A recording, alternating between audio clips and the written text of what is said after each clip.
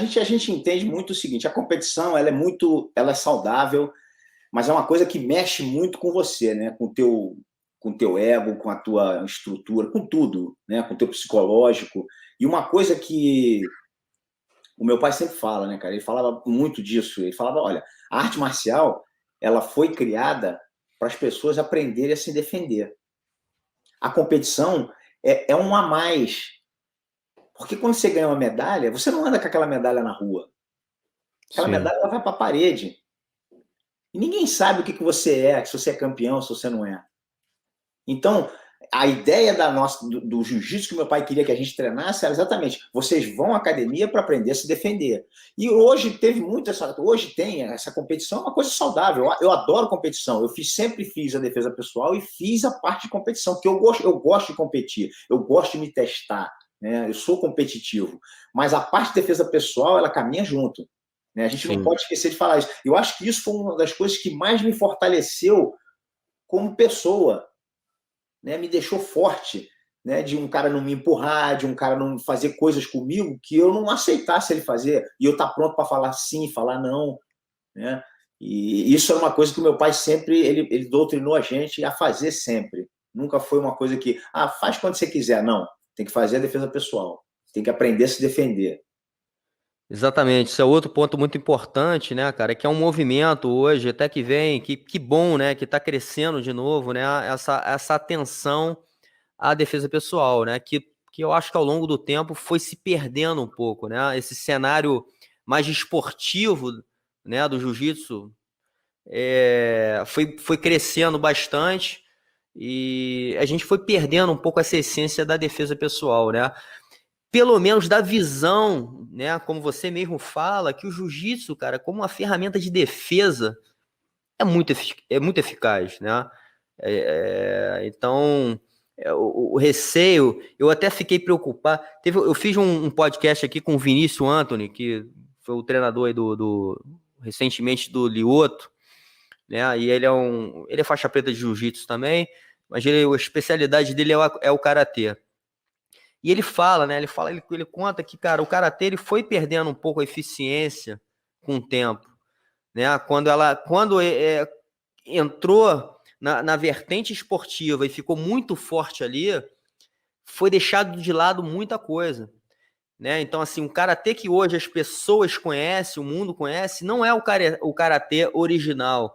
Ele fala muito isso, né? Assim, porque inclusive, ele fala assim: no final, cara, tudo era jiu-jitsu. Então, assim, no karatê tem estrangulamento, tem queda, e poucas pessoas sabem disso, né? Então, o risco também, aí já é uma opinião minha, porra, a gente ir caminhando para uma coisa, né? Uma vertente muito esportiva que é limitadora, né? E tá afastando um pouco até da eficiência aí, como você falou, da questão da defesa. O esportivo é muito importante. A competição é saudável, é muito importante. Tem um sistema de ponto, de tempo, de vantagem, o que for. Mas a gente não pode esquecer o outro lado. Para que toda pessoa que entra numa academia de arte marcial hoje, ela vai fazer o quê? Ela vai buscar o quê numa academia de arte marcial? Ela vai Sim. buscar aprender a se defender, a autoestima, a melhorar o teu psicológico, a se fortalecer, né, interiormente. E a arte marcial, ela te dá isso. Não na competição. Antes de você chegar na competição, você já está fortalecendo isso, porque você está aprendendo uma arte marcial. Você está aprendendo a se defender. É uma arte marcial, é luta. A gente não está aprendendo a tocar piano. É Sim, diferente. Né? Então, sim. todo cara que entra, ele vai buscar isso numa academia. Ele não é conversa fiada as pessoas falarem para mim: não, eu vou porque eu quero ser campeão mundial. Não, antes de você querer ser campeão mundial, você foi na academia de arte marcial para buscar alguma outra coisa. Você está com algum problema que você falou: pô, eu preciso daquela arte marcial para me ajudar a resolver o problema que eu tenho na rua, ou em casa, ou qualquer coisa. E aí se tornou um plus, que aí virou competição. E aí essa parte ficou esquecida, porque só virou competição. É exatamente o que você falou, a gente não pode esquecer isso. Isso toda hora eu lembro, eu acho que é muito saudável, mas eu acho que se eu tivesse que escolher hoje para uma criança entre treinar jiu-jitsu esportivo e fazer defesa pessoal, eu falaria para ela treinar defesa pessoal. Sem sombra de dúvida. Legal. Uma. Porque o ponto e a vantagem é uma coisa que é sublime. Né? Eu me Sim, peguei não muito tempo vendo meu pai me vendo treinar, ele falou para mim: pô, você gosta de treinar, né? Você gosta de fazer esse treino de que campeonato, né? Ele olhando assim, cruzou os braços. Aí eu falei, fiquei satisfeito dele ter falado isso. Ele falou, cuidado. Aí eu olhei para ele e falei, cuidado? Ele falou, cuidado, porque quando a gente se acostuma com o ponto e a vantagem, a gente esquece que o nosso adversário pode te dar um tapa, ou pode te dar uma cotovelada e um soco. Não existe isso na competição. Exatamente. É muito fácil. Exatamente. E aí eu falei, caramba. Então, se você começar a treinar o teu jiu-jitsu esportivo, se preocupe também que se ele puder te bater, você tem que estar se defendendo.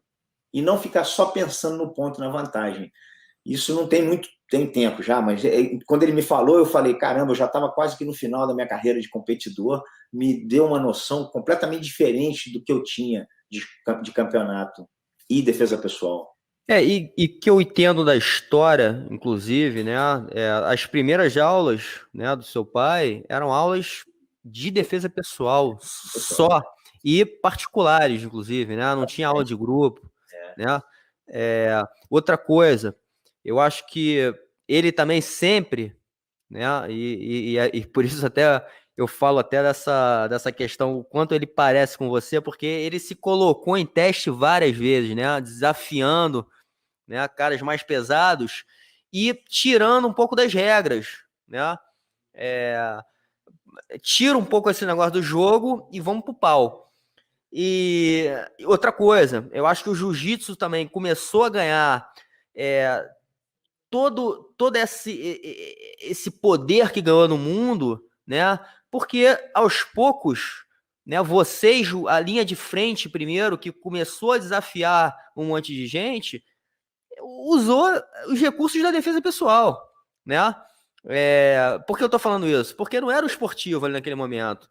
Naquele momento ali não tinha muito tempo, não tinha muito, não tinha muitas regras, enfim. Então, o que realmente mostrou e provou para o mundo a eficiência foi a ferramenta, né, do jiu-jitsu na sua raiz de defesa, né? Com certeza. Você vê, por exemplo, eu tenho 4 filhas, né? Sou casado há mais de 35 anos, tenho 4 filhas. As minhas filhas é a Raina, Raíssa, Rawane e Harine. Todas elas fizeram um pouquinho de defesa pessoal. E de vez em quando me encontram, falam, pai, tô com uma dúvida nisso aqui. Se alguém me pegar no cabelo assim, ou segurar numa gravata, aí eu venho e faço uma aula, a gente faz uma revisão.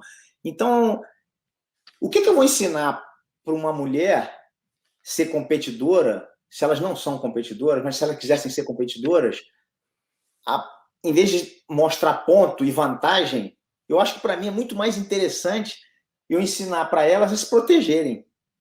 Mostrar para ela que o mundo aqui fora é diferente do mundo de regras e pontos. Exatamente. Então é isso que eu quero, esse legado é que eu deixo para elas. Aqui fora é uma selva, meu irmão. O cara vai pegar no teu cabelo, vai pegar na tua orelha, entendeu? Vai te dar uma gravata. Na competição não pode dar chute, não pode dar cotovelada. Exatamente. Não pode pegar no cabelo, entendeu? Não pode te empurrar. E aí você fica protegido por uma regra que, teoricamente, não funciona na rua. Que não é o que você foi buscar quando você foi a primeira vez numa academia de arte marcial. Aquilo ficou esquecido, né? Isso é importante as pessoas lembrarem a primeira vez que vai numa academia e falar, pô, realmente eu tinha esquecido disso. Porque as pessoas esquecem. O cara virou campeão mundial e não quer saber. Ele fala, agora eu sou campeão mundial. E eu acredito o seguinte, é muito difícil um cara, um faixa preta, né, de jiu-jitsu, ele brigar na rua e ter uma desvantagem. Ele sabe o que ele está fazendo. Ele não é bobo.